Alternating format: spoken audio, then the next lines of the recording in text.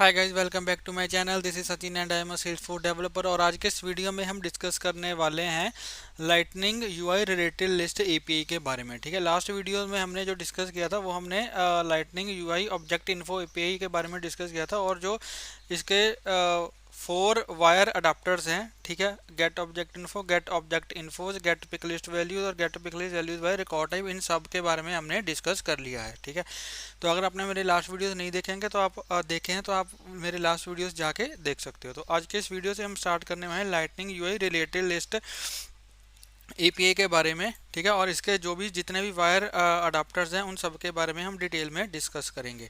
तो आज के वीडियो में हम यहाँ डिस्कस करेंगे get related list info wire adapter के बारे में।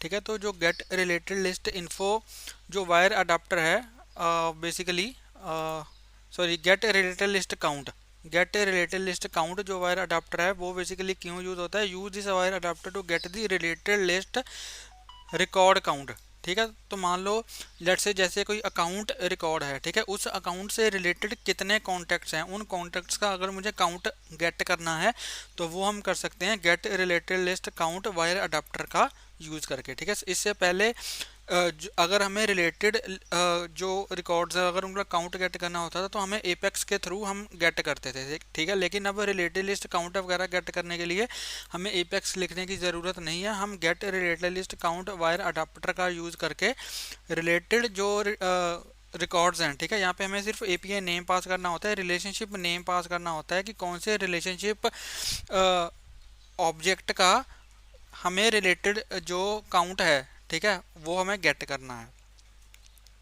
तो ये इसका सिंटैक्स है। बेसिकली इसमें क्या करना होता है, पेरेंट रिकॉर्ड आईडी, यहाँ पे हमें रिकॉर्ड आईडी यहाँ पे पास करनी होती है कि कौन से रिकॉर्ड के जो रिलेटेड रिकॉर्ड्स हैं हमें उनको गेट करना है। ठीक है, और यहाँ पे हमें और जो रिलेशनशिप का नेम है वो हमें यहाँ पे पास करना होता है। तो यहाँ पे आप देख सकते हो जो पैरामीटर्स है वो 2 रिक्वायर्ड हैं, एक पेरेंट रिकॉर्ड आईडी और एक रिलेटेड लिस्ट आईडी। और यहाँ पे एक ऑप्शनल पैरामीटर होता है which is max count. Max count में हम ये यहाँ पे मेंशन कर सकते हैं कि मैक्सिमम कितने जो रिलेटेड रिकॉर्ड्स हैं वो गेट हों। ठीक है, उनका जो काउंट है वो गेट हो, जो बाय डिफ़ॉल्ट वैल्यू होती है वो 20 होती है। ठीक है, और चलिए इसको हम इम्प्लीमेंट करके देखते हैं। तो यहाँ पे सबसे पहले मैं जाऊँगा, इसको यहाँ पे इस साइड ले आता हूँ मैं। तो सबसे पहले यहाँ पे मैं जाऊँगा वीएस कोड में और यहाँ पे एक मैं कंपोनेंट क्रिएट करूँगा और यहाँ पे इसका नेम मैं रख देता हूँ get related list, get related list count example. ठीक है, तो यहाँ पे हमारा जो कंपोनेंट है वो क्रिएट हो चुका है। अब मैं काम करता हूँ, इसका जो HTML है उसको भी ओपन कर लेता हूँ। HTML में यहाँ पे मैं क्या करूँगा, एक लाइटनिंग कार्ड क्रिएट करूँगा। तो यहाँ पे मैं लिखूँगा लाइटनिंग अंडरस्कोर कार्ड। ठीक है, और इसका जो टाइटल है वो यहाँ पर मैं दे दूँगा get related list count example. ठीक है, और यहाँ पे हम क्या करेंगे, पहले तो मुझे इसको इंपोर्ट करना पड़ेगा। तो इंपोर्ट करने के लिए यहाँ पे मैं लिखूँगा gate related list count.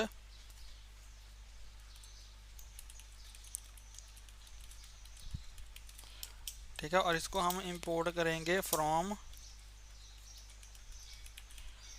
Lightning UI related list API से।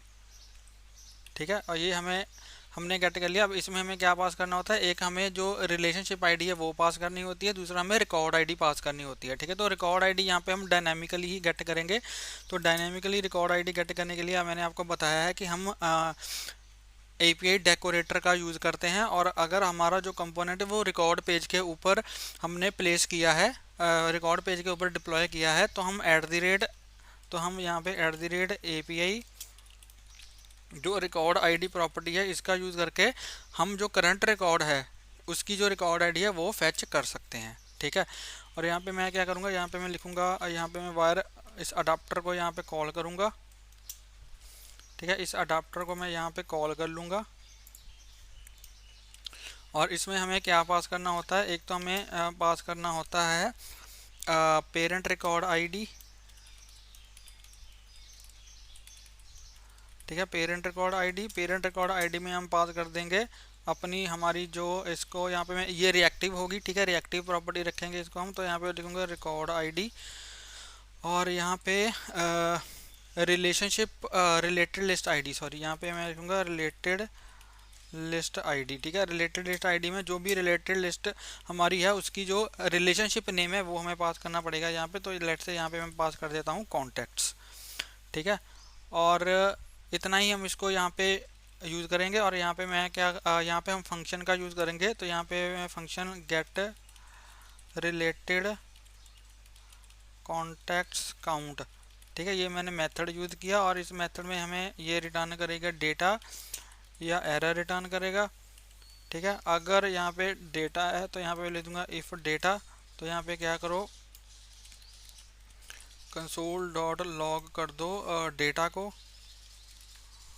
Data from get related list record count और यहाँ पे मैं लिख दूंगा डेटा, ठीक है। और ऐसे ही अगर एरर है तो यहाँ पे लिख दूंगा इफ़ अगर एरर है तो यहाँ पे क्या करो यहाँ पे लिखो कंसोल डॉट लॉग एरर, यहाँ पे डिस्प्ले कंसोल करा दूंगा एरर, ठीक है गाइस। तो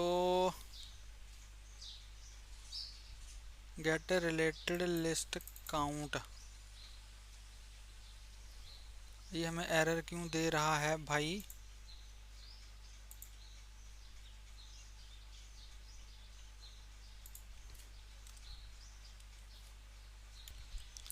तो एरर हमें यहाँ पे इसलिए आ रहा है क्योंकि वायर अडाप्टर को यहाँ पे मैंने इंपोर्ट नहीं किया है, ठीक है, सॉरी माय बैड।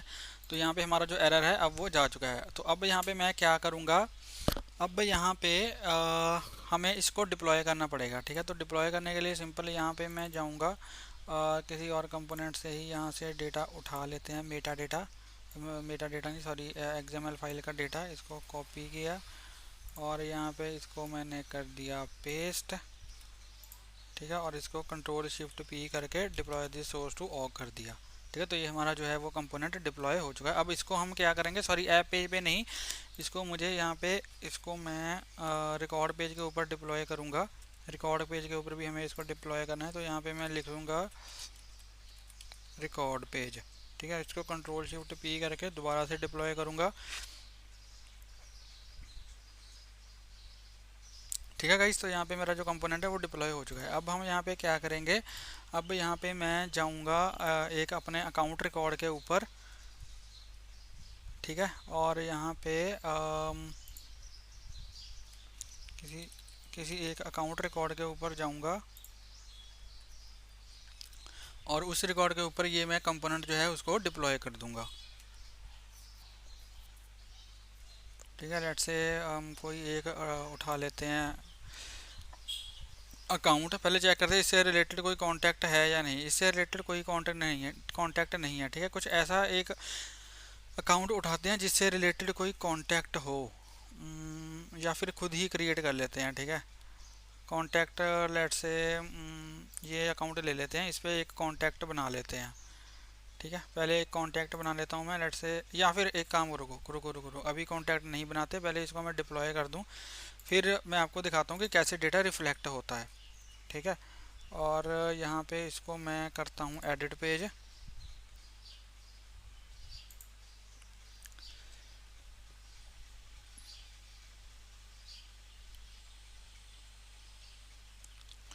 इसको करता हूँ एडिट पेज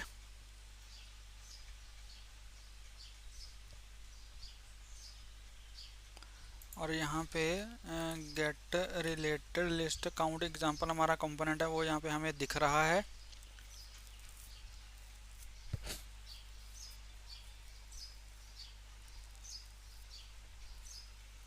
और इसको करते हैं यहाँ पे डिप्लॉय,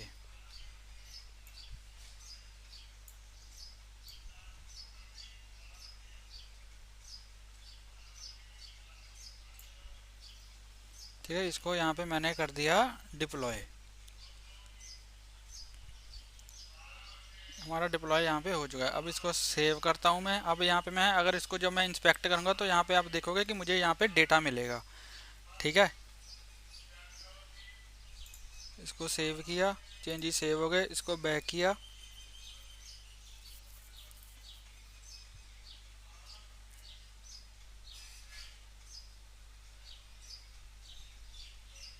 अब अगर इसको कंट्रोल शिफ्ट आई करूँ तो यहाँ पे आप देख सकते हो data from get related list, related count, get related list record count. तो अब अगर इसको मैं ओपन करूं तो यहाँ पे डेटा हमें प्रॉक्सी ऑब्जेक्ट कुछ मिल रहा है।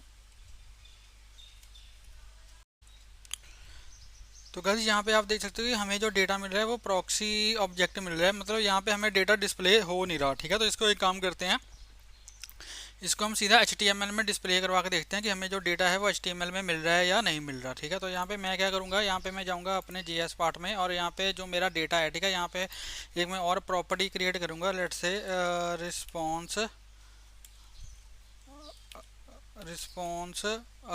डेटा। ठीक है, डेटा रिस्पॉन्स डेटा करके एक और मैं प्रॉपर्टी यहाँ पे क्रिएट करूँगा और यहाँ पे मैं जो मेरे पास डेटा यहाँ पे आया तो यहाँ पे लिखूँगा this dot response data is equals to data. ठीक है, और यहाँ पे इस रिस्पॉन्स डेटा को हम यहाँ पे यूज़ करेंगे। अब इस जो हमें हमारे पास जो ऑब्जेक्ट आता है उसमें एक काउंट प्रॉपर्टी होती है। ठीक है, उसमें एक काउंट प्रॉपर्टी होती है, तो यहाँ पे इसका यूज़ करके हम देखेंगे। तो यहाँ पे मैं यूज़ करूँगा टेम्पलेट। ठीक है, और यहाँ पे यूज़ करूँगा मैं LWC इफ़। ठीक है, अगर तो हमारा जो रिस्पॉन्स डेटा है अगर वो ट्रू होता है तो,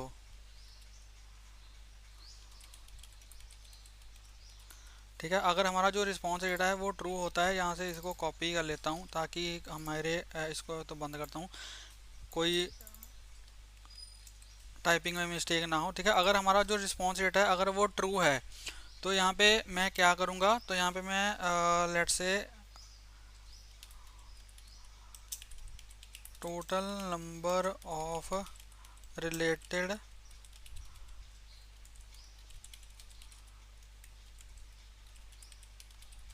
कॉन्टैक्ट्स आर। ठीक है, और यहाँ पे मैं यूज़ करूँगा रिस्पॉन्स डेटा डॉट काउंट। ठीक है, response data dot count name की हमारे पास प्रॉपर्टी होती है इसमें जो भी हमारे पास जो रिज़ल्ट आता है। ठीक है, और यहाँ पे अब हम चेक करेंगे कि हमारा जो डेटा है वो हमें HTML में मिल रहा है या नहीं मिल रहा। ठीक है, और ठीक है जी,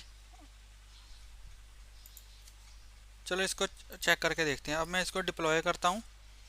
अब यहाँ पे हम चलेंगे अपने पेज के ऊपर और यहाँ पे देखेंगे कि हमारा जो पेज है वो सक्सेसफुली जो है वो चलता है या नहीं चलता, यहाँ पे कुछ डेटा हमें मिलता है या नहीं मिलता। अभी के लिए इस जो ये जो अकाउंट है इससे रिलेटेड कोई भी कॉन्टैक्ट यहाँ पे नहीं है। तो अगर मैं इसको रिफ़्रेश करूँगा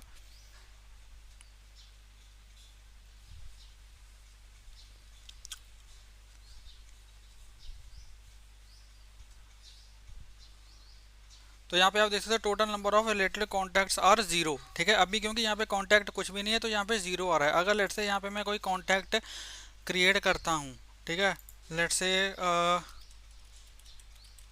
कोई कॉन्टैक्ट लेट्स से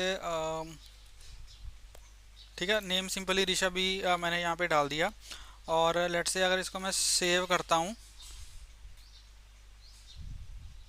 ठीक है, इसको मैंने सेव किया लेकिन हमारा जो डेटा है वो यहाँ पे अभी रिफ्लेक्ट हुआ नहीं है। तो इसको एक काम करता हूँ, मैं एक बार इसको दोबारा से मैं रिफ्रेश करता हूँ।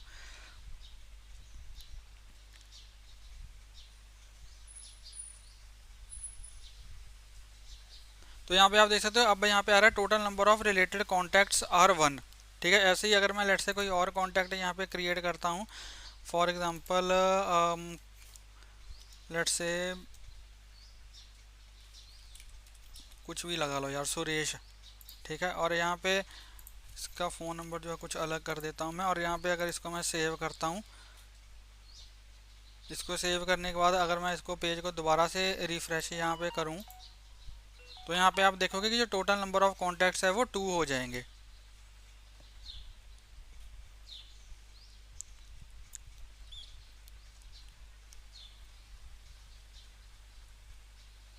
तो यहाँ पे आप देख सकते हो टोटल नंबर ऑफ जो कॉन्टैक्ट्स हैं वो अब यहाँ पे जो है वो 2 आ रहे हैं। ठीक है, तो जितने भी रिलेटेड कॉन्टैक्ट्स होंगे उनका जो काउंट है वो यहाँ पे आ रहा है। अब इसको अगर मैं मान लो थोड़ा इसकी स्पेसिंग का भी थोड़ा कर ही देता हूँ। ठीक है, थोड़ा अच्छा नहीं लग रहा है ये, तो इसमें कुछ क्लास वगैरह हम डाल देंगे अपनी जो हमारे पास बिल्ट इन क्लासेस होती हैं। ठीक है, तो क्लास इज इक्वल्स टू यहाँ पे मैं क्लास डालूंगा SLDS-M hyphen round underscore medium. ठीक है जी।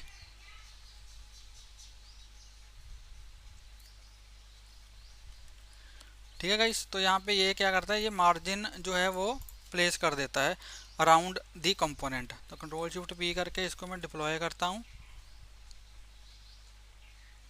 इसको मैंने डिप्लॉय किया। अब इसको मैं रिफ्रेश करता हूँ।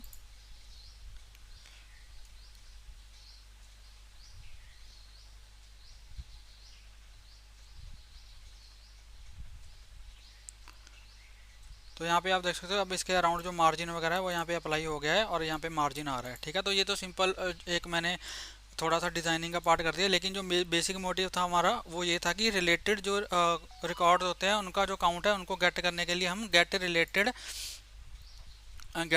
लिस्ट काउंट जो हमारा वायर अडाप्टर है उसका यूज़ हम कर सकते हैं। ठीक है,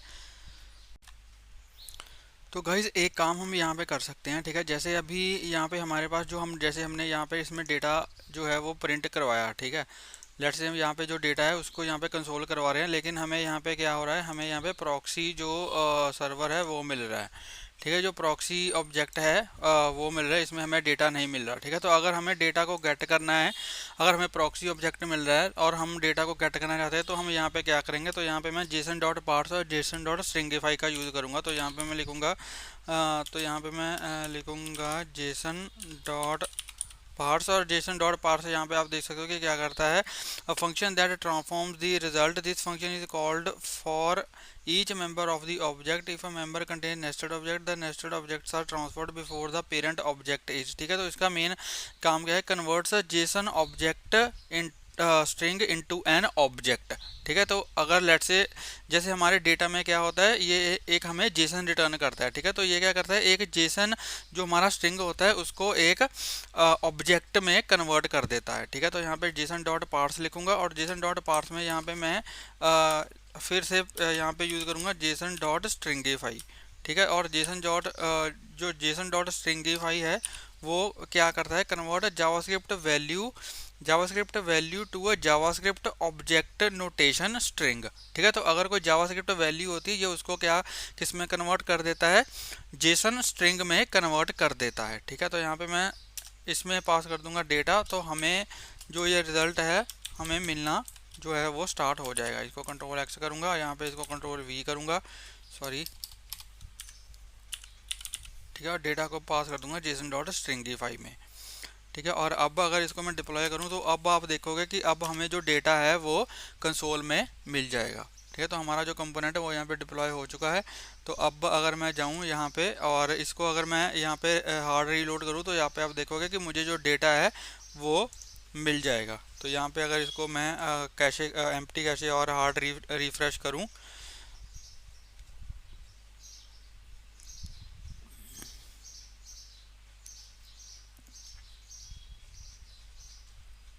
तो यहाँ पे आप देख सकते हो कि यहाँ पे अब मुझे डेटा मिल रहा है, और इस डेटा में आप देख सकते हो जो मेरी काउंट की वैल्यू है वो 2 आ रही है। ठीक है, और उसी काउंट को हम यहाँ पे यूज़ कर रहे हैं अपने HTML में। ठीक है, यहाँ पे उसी काउंट को रिस्पॉन्स डेटा में जो भी रिस्पॉन्स डेटा एक हमें जेसन मिला उसमें हमारे पास जो काउंट वैल्यू है वो हम यहाँ पे यूज़ कर रहे हैं। ठीक है, जो काउंट प्रॉपर्टी है उसको हम यहाँ पे यूज़ कर रहे हैं। ठीक है, तो ये था हमारा आज का वीडियो, जिसमें हमने देखा कि कैसे हम रिलेटेड जो हमारे रिकॉर्ड्स हैं उनका जो काउंट है वो गेट कर सकते हैं। आई होप आपको वीडियो अच्छा लगा होगा। अगर आपको ये वीडियो अच्छा लगा हो तो प्लीज़ इस वीडियो को लाइक करें, शेयर करें और मेरे यूट्यूब चैनल को सब्सक्राइब करें। और प्लीज़ बेल आइकन को हिट कर देना ताकि मेरी लेटेस्ट वीडियोज़ की नोटिफिकेशन आपको मिलती रहे और आपसे कोई वीडियो मिस ना हो। मिलते हैं एक नई वीडियो में एक नए टॉपिक के साथ। तब तक के लिए हंसते रहिए, मुस्कुराते रहिए, सीखते रहिए और सिखाते रहिए। Thank you for watching.